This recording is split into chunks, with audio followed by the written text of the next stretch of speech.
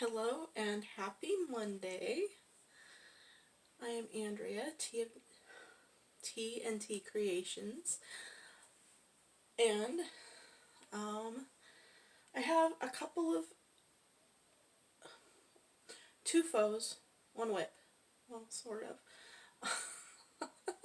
Actually, I have two WIPs and two faux. So the first finished. Well, she's not exactly finished. Just about. I have to put flowers in her hair. But this is an angel. The pattern is, I think it's Cubby House Kids.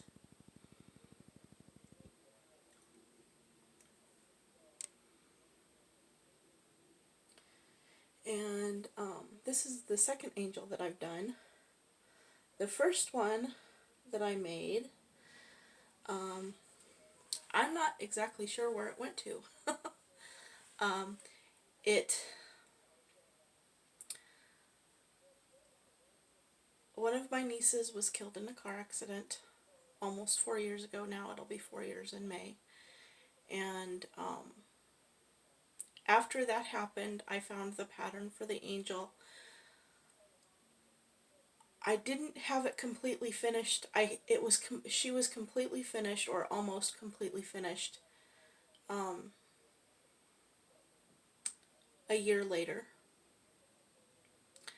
And then when her oldest sister got married, I put it on the bridal table. And so whether it went home with my niece or whether it went home with my sister, I don't know. To me, it didn't matter who it went home with, whether it went home with my sister or whether it went home with my niece. My sister was the niece that was killed in the accident, was her mom, and the niece that got married was her sister, and so it didn't matter where it went. So that one I did in just plain yarn. This is the party, Karen Simply Soft Party. I don't know if you can really tell the sparkly. Kind of a little bit maybe. Her wings don't like to stay flat. Whoops, that's an arm, not a wing. Her wings don't like to stay flat. But for the angel that represented my niece, I put colored flowers in her hair to represent her children. They are still living. They represent her children, their birthstones, the flowers, and then I put a little stone in the middle of the flower, in each of the flowers, and then she was wearing a red angel, which represents the niece, her birthstone. It was a red stone, not exactly her birthstone, but that's what it was. And so I did that. So after I got that one finished, the first one finished, I started working on this one. And I knew that I could do the head, but I didn't want to have to, because the body and the head are two separate pieces. I didn't want to have to make the body, make the head, attach the head to the body. I wanted it to be one complete piece. And so I wasn't completely doing amigurumi at the time. I had done Darth Vader, I had done the Death Star, I did the first angel, and I got up to the neck on this angel and I stopped. Later that year that I had started, no, not later that year, because I didn't start working on amigurumis until the next year, strictly amigurumis.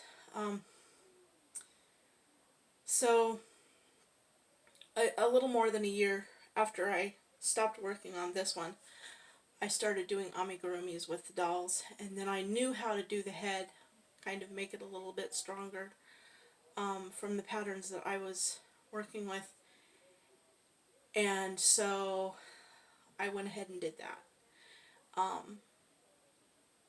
I pulled her out.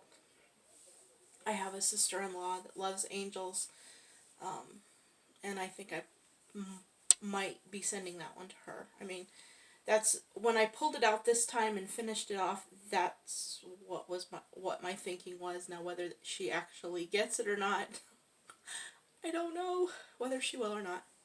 Okay, so my second faux. That was kind of long-winded.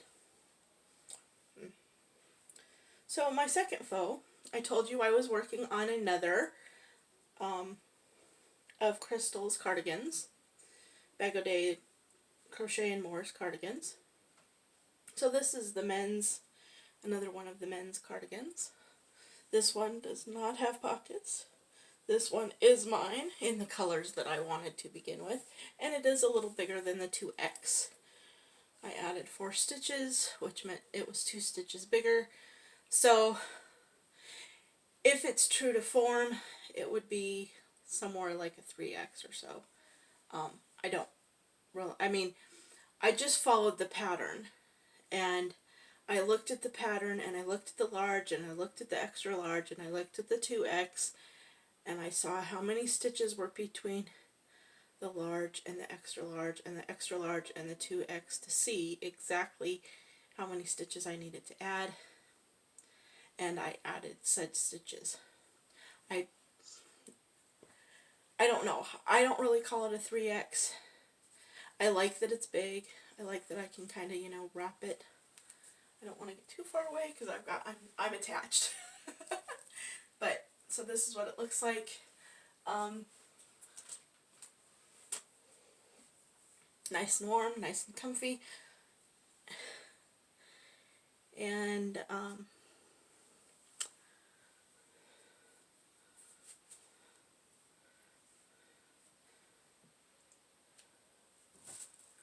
I don't know that I would use any other yarn.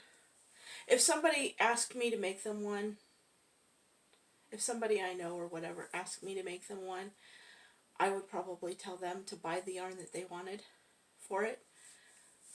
But if I were to just make one, I would probably not make it in any other yarn than the latte cakes, just because it's soft and it's warm and it's fuzzy, and that's my preferred. I haven't ever tried to make it in another yarn, although I have thought about doing it in the puzzle yarn, but I'm not sure.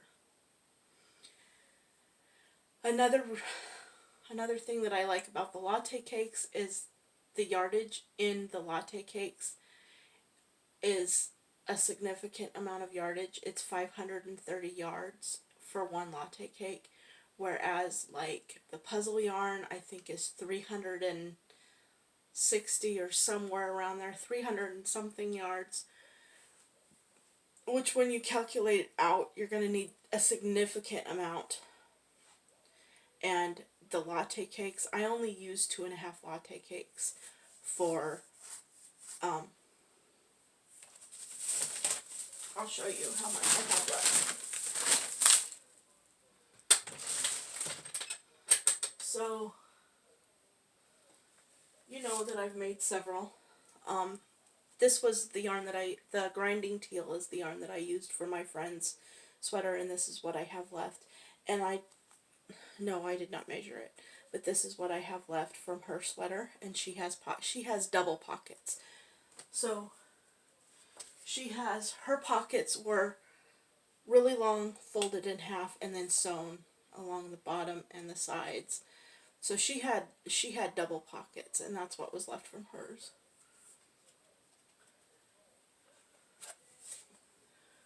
This is what was left from mine, and I don't have pockets on mine.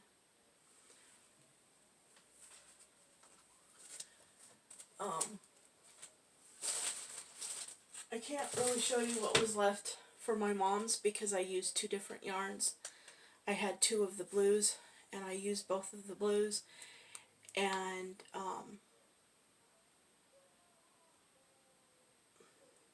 for the back and the front, I used the blues.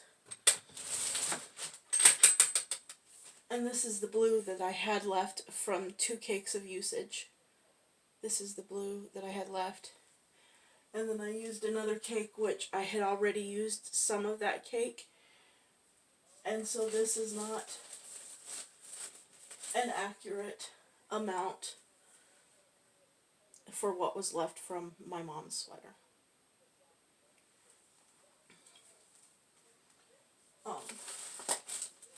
But that's what I had left from those sweaters. So that's why I like the latte cakes. I only need, no matter what size that I make, I only need to buy 3. I try to buy 4. 4 is a good number. 1 is not a good number. 1 is never a good number, and I should know that by now. 4 is a good number. I usually try to buy 4 if I can buy 4. If I can't buy 4, I will buy 3. If I can't buy 3, I have to buy 2, and then I will do another in this a different color in the sleeves, which to me is fine. Maybe to somebody else it's not. It just depends on who you're making it for, you know. So you're looking at something that I started designing and making yesterday.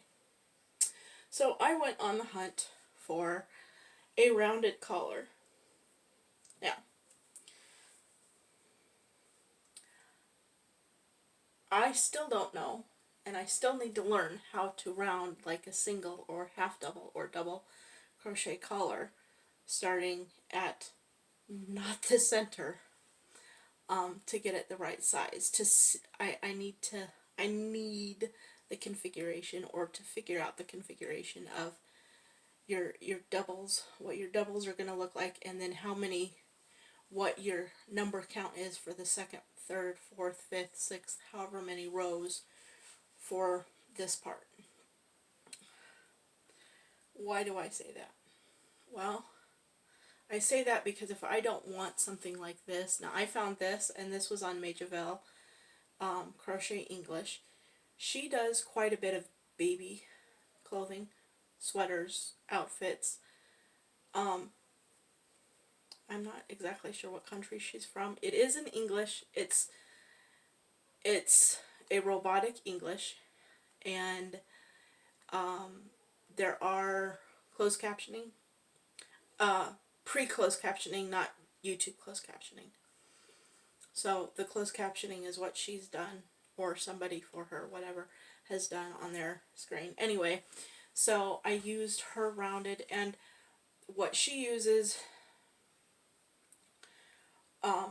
the video that I used was for a 2T dress, or for a 2T, for a 2 toddler.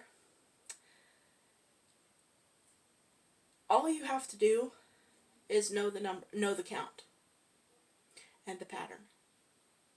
And you can make it any size that you want it. It's not that difficult. So once you know the count, sometimes you have to play with it.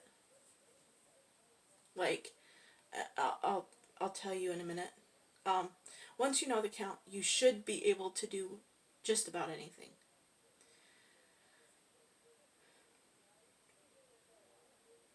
Now, sometimes the count is a count plus, it's not sometimes, always it's a count plus something. Well, when you're working in the round, the count plus something, you don't necessarily need the plus something, but sometimes you do. So that you have to play with to see if you need the plus something. So when I started out on this, I started with just going back and forth. Now these are my stitch markers for the front. My Beetlejuice and my angel. This is my hook marker.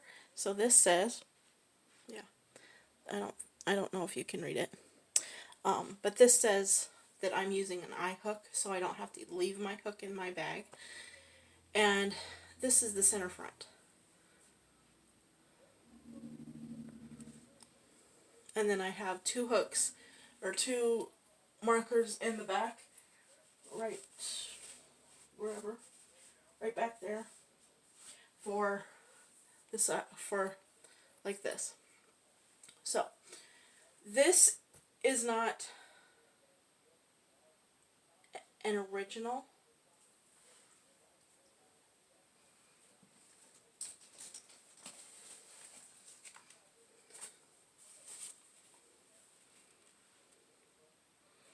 This is the pattern that it comes from. I would like to do that jacket as well. However, if I do the jacket, it'll be in a size 1. It'll be in Summer Nights, and I've never made the jacket to sew the jacket, so I don't have any idea what the jacket is like. However, I have made the top many times. And so this is one of the tops that I've made. This is one that's sewn.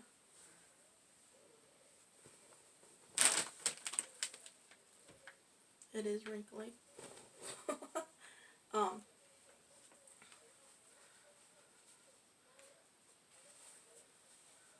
But it comes, like, I don't like how it comes, like, clear down to here, because it shows, like, even this one's going to show my bra. But I don't like the way that one does. So, yeah.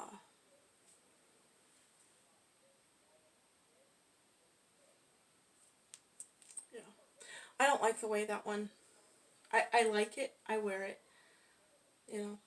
But anyway, so I also needed to make the front a little bit bigger. Now you can see that it doesn't exactly lay right, and I'm hoping that once it gets longer, it will lay right, and it will lay the way that it needs to lay. But I needed it bigger for my bust. And so I made it bigger.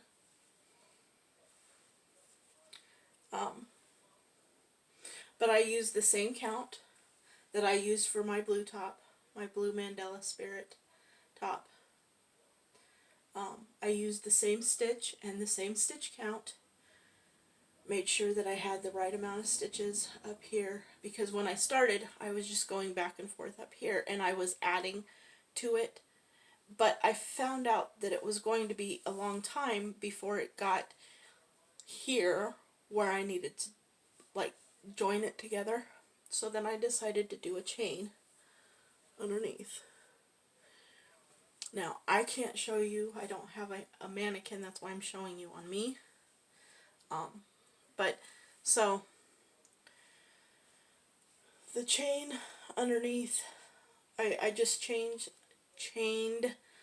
I measured how many chains that I would need to do from this up here to figure out how many chains that I would need to do here to get what I needed. So it wasn't like gaping and low. I did that, and then this is all in the round. Whereas the original stitch count and design is back and forth. And I did do back and forth on the top, on the blue top. I didn't do it in the round until I got to the sleeves, and I did those sleeves in the round. This will not have sleeves. This will be just like this, and I will not be wearing this shirt underneath of it. I just have it on right now because it's not done. So in the front where I needed extra room, I added extra room, and it will eventually, like, this isn't as fluffy as it was. This isn't as fluffy as it was earlier. This is a little bit more fluffy just because of how many stitches are right here. But I did a seven stitch shell here. I did 7 stitch shells here, and then when I came back around, every other one I did a 3-stitch shell.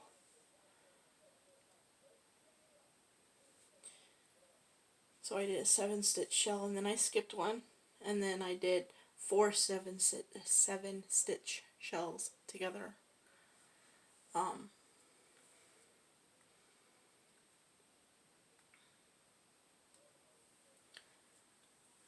hoping this turns out.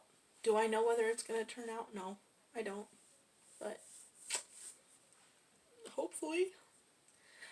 I haven't gotten my yarn yet. Kind of getting worried, but she hasn't posted anything showing the color, so I don't think she sent it yet. I don't know. Anyway, so that is all. Well, yeah, that's pretty much all I have. Only other thing that I have, and I don't know if I showed you. Did I show you? No, I showed him. This is as much as I got done on my Ray. She's only ahead right now. And I haven't really worked on her anymore. I will. She'll get done. So that's a work in progress. The angel is kind of a finished work in progress-ish. This is definitely a work in progress, and I'm working on it today. But I thought I'd make the video. So, I think that's all. Yay! So anyway, that's pretty much all I have for today. So I will close, and happy Monday, and hope you have a great rest of your week. Bye! Happy yarning!